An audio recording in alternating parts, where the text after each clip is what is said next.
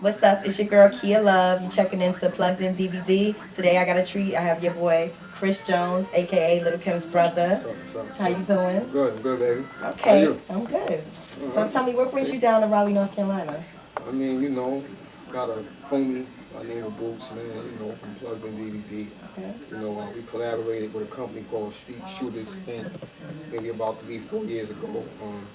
We had a little tragedy, with a partner of ours, and you know, repercussions of these tragedies kind of sometimes brings your spirits down. So, my man Boots, his spirits was up for these last 3 years, and he's been telling me like, yo, let's keep it going, let's keep the movement moving, and he's been calling me and my man Pop, who's another member of our Street Shooters. He's been telling us like, yo, look, come on, man, we got to keep this movement going, and you know what, we finally said, you know what, let's lift our heads up, let's go down there and see what he's talking about, and yeah. Okay, I hear that. I hear that. Why don't you tell the viewers about you and Little Kim's upbringing, where you come from, what you're about? Okay. Well, just like any brother and sister in the hood just coming up. I mean, we had a lot of older people who was influences in our lives, like our cousins and a lot of people around us, friends who, me and Kim always was like the youngest out of the group of people who we hung around. So, we was just, we had a lot of time to dip and dab and different lot of things. So, I mean, just a typical standard, growing up in the hood, getting involved with a lot of things we ain't have no business getting involved with. You know what I'm saying? The rest is history, man. It's a typical upbringing. Can't complain at all. I'm about to get a little deeper. As you know, in the rap community, in the rap game, we have a big problem with snitching. We all know Little Kim has been a victim of that. Can you elaborate on how you feel about snitches? Snitches. Well, I don't want to sound like, because everybody's on this stop snitching, kill a snitch, kill all rats, and all this type of shit. I mean, I feel them on that, but see, my thing is this, man. Snitching, people have to understand that there's no benefit from snitching. There's no gain from it. When you tell homeboy, whoever you are, female, grandma, whoever, you are still going to, that snitching, for one, is going to haunt you for the rest of your life because you just dismantled somebody else's life. And then, number two is, 9 out of 10 times, you still end up doing some kind of time. You still end up in a jam. You still end up having to deal with them folks, man.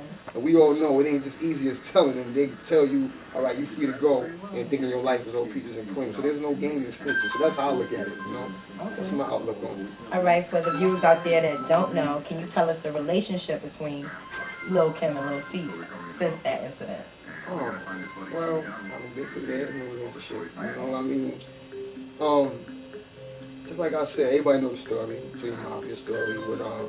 But see, my thing is, like people like Caesars, it's just inform yourself, man. Like know the law. Like, you know what I'm saying? You gotta know the law. You gotta, before you just jump to answering the question, before you just jump to saying, oh, well, Your Honor, this is what happened. Before you go in that interrogation room and you just, just start volunteering information, see a lawyer, man. You have the right to remain silent. All right, so that use that right. That's all I can tell any nigga that think they a thug or think they know the streets. Use your rights, man, that's given to you, man. You have the right to remain silent. And you won't have to worry about the snitching situation. Everything will fall in place. Okay. I want to touch base on some of the rumors I've heard. Rumors. Yes. What you know about rumors? I want to know about the car that was repossessed at Little Kim's house. Oh, you know about that? I've heard about that. Can you tell me what's going on with that? Oh, well, just for the public to know about this, everybody's asking me about did Kim have a car repossessed? If everybody pays close attention, to her records and who knows about, how Kim moved. The car was a gift. We all know. Everybody knows that, Kim had a dude buy her a Bentley, and Kim talks about it. Everybody knows that Kim had a guy buy a Bentley, so that basically answers that question. The car wasn't hers. It was a gift. Here, I bought you a Bentley, so whatever things happened between her receiving the gift and, whatever happened in his personal life that repercussions came on the trickle on to Kim, I wouldn't know. I'm quite sure she probably don't know, so. Okay.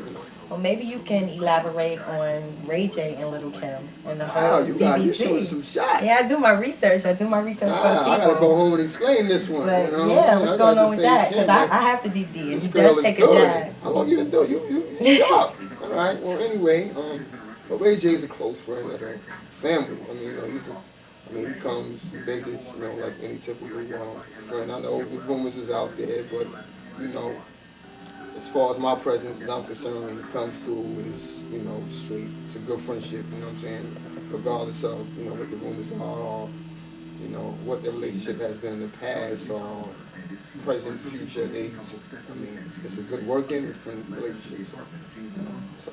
Okay, next I want to talk about the new label you have, Street Shooters South. Can you tell me about that? Well, like I said earlier, Street Shooters Inc. was a company that was co-founded by Boots from Plugged In DVD.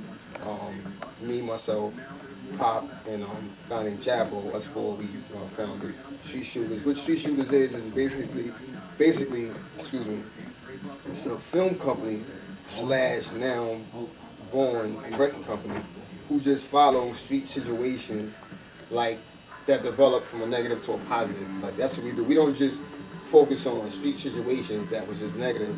We focus on like up and coming artists. We focus on different street situations where the person now is doing good, where they have positive lives.